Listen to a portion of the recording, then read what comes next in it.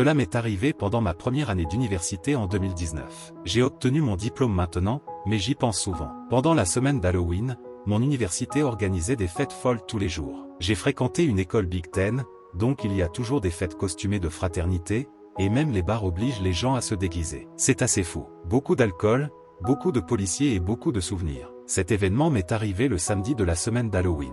Notre équipe de football a remporté une énorme victoire ce jour-là, et mes amis et moi allons dans cette fraternité particulière hors campus pour célébrer la victoire. Nous étions au courant parce qu'une de mes amies, Alexandra, sortait avec un gars de l'équipe. Nous sommes arrivés à la fête de la fraternité vers 23 h, et les choses sont devenues assez folles.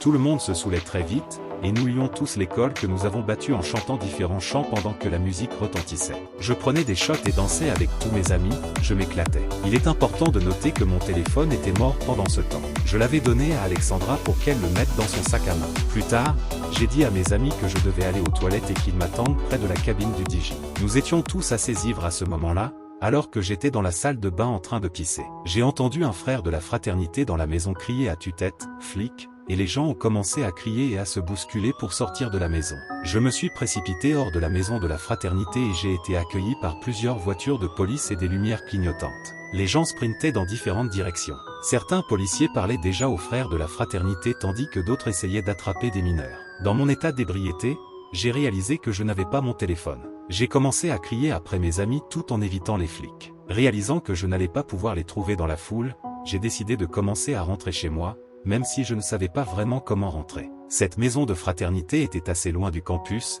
dans une partie différente des autres fraternités. J'ai commencé à rentrer chez moi et il faisait absolument froid. Même si nous n'étions qu'en octobre, il faisait environ 37 degrés cette nuit-là. Je suis toujours très pompette, mais conscient de tout ce qui m'entoure. Après un moment, j'ai su que j'avais besoin d'une pause pour me réchauffer et, je l'espère, redescendre. J'ai vu un bâtiment qui ressemblait à l'un des bâtiments universitaires dont j'avais entendu parler, alors je m'en suis approché, j'ai ouvert la porte et je suis entré à l'intérieur. Il faisait assez sombre là-dedans, mais quelques panneaux de sortie à différentes entrées de portes éclairaient une bonne partie de l'intérieur. Après 5 minutes, j'ai commencé à redescendre un peu et j'ai réalisé que je n'étais pas dans un bâtiment universitaire. J'étais dans un entrepôt. J'avais beaucoup plus chaud, mais je suis devenu nerveux à cause de la sensation étrange qui m'entourait. Je suis allé ouvrir la porte et j'ai senti un pincement au cœur. Elle était fermée à clé. Comment aurait-on pu l'ouvrir si elle était fermée de l'intérieur? Je me dirigeais vers une porte près du panneau de sortie. Je l'ouvris et passai par la porte, m'attendant à ce qu'elle me conduise à l'extérieur. Mais c'était dans une autre partie du bâtiment. Cette pièce était beaucoup plus petite, éclairée par une faible lumière rouge. Il y avait un bourdonnement dans la pièce provenant d'une machine.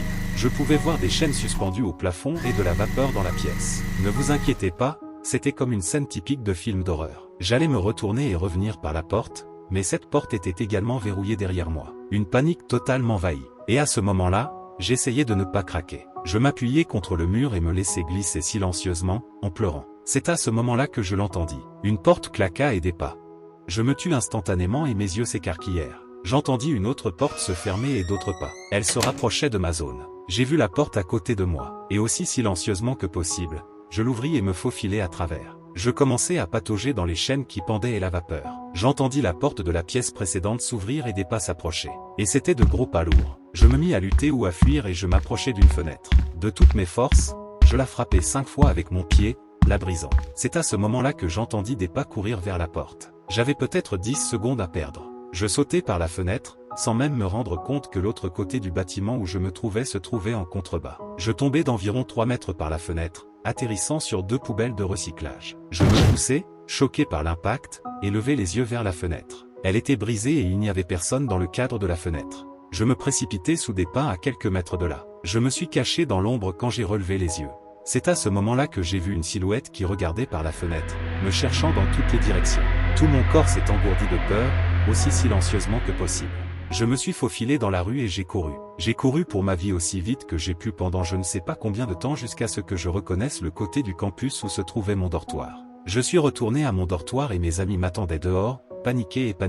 Ils m'ont dit que j'étais parti depuis presque 4 heures. Le lendemain, je leur ai raconté mon expérience. Mes amis étaient bouche bée en m'écoutant parler. Après une discussion plus approfondie, j'ai découvert qu'il s'agissait d'un bâtiment qui n'avait pas été utilisé depuis plusieurs années. Le creux dans mon estomac m'a de nouveau frappé.